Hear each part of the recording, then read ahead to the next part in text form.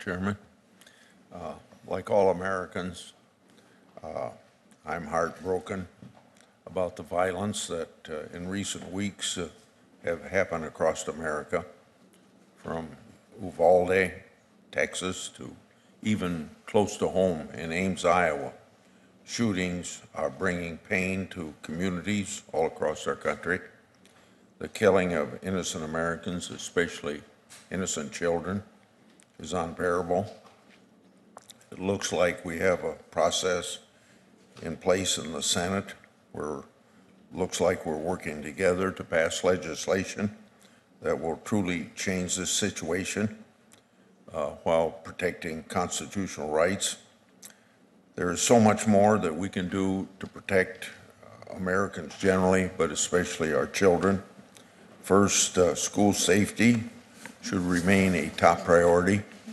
We must do more to intervene when both children and adults show signs of distress and other concerning behavior. I know I'm not alone in being sickened to hear again and again that a shooter showed the same predictable signs that we're mobilizing towards violence. We have to intervene.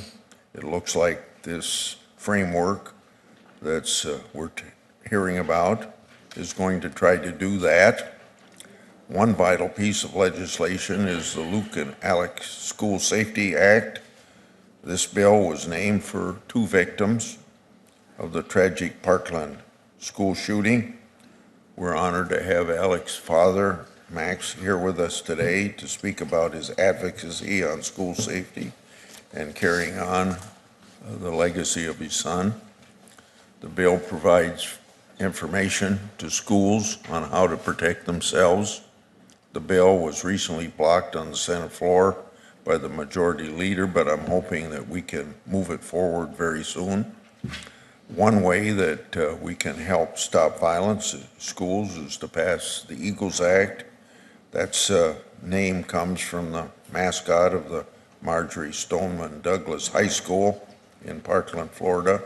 I wrote this bill after meeting with families who lost loved ones during the Parkland shooting and conducting oversight into the failure of the FBI and local law enforcement to act on credible warnings about the shooter. Thank you, Max, for supporting this bill.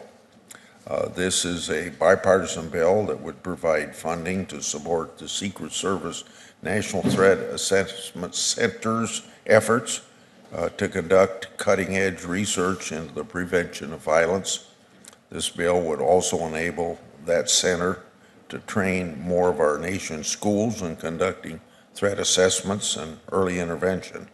Unfortunately, this legislation is stalled during the last two Congresses. I pleaded with my colleagues to help move it forward this year.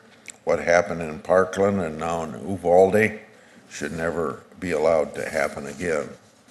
As I've stated before, it is imperative that we keep firearms out of the hands of those who should not have them.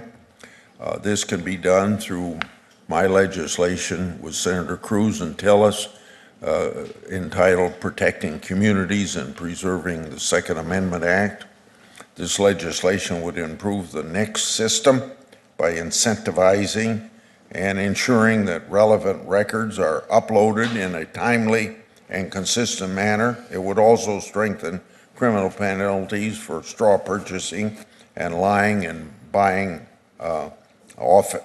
offenses. If passed, $20 million per year will be appropriated for 5 years so that the NICS program can be more effective than it is today. Mental health has taken a toll on Americans across the country, more so in recent years due to COVID-19 lockdowns. Students were forced to stay home and kept out of the classroom, and uncertainty about the future overwhelmed both households as well as businesses.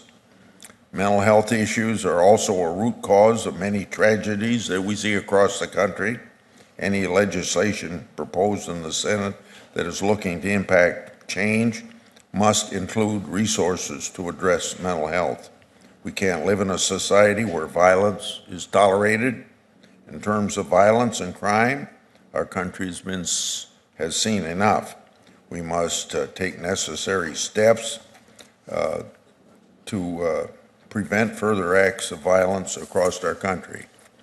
When it comes to saving children's lives, that means combating gang violence. While mass shootings often receive national attention, there are countless parents who suffer outside of the spotlight of the terrible ramifications of nationwide spike in violent crime. For all of those grieving the premature loss of a child or loved one, I cannot pretend to understand what you're going through, but I'm here to listen and I want to act. I look forward to discussing policies to keep our children safe. Thanks,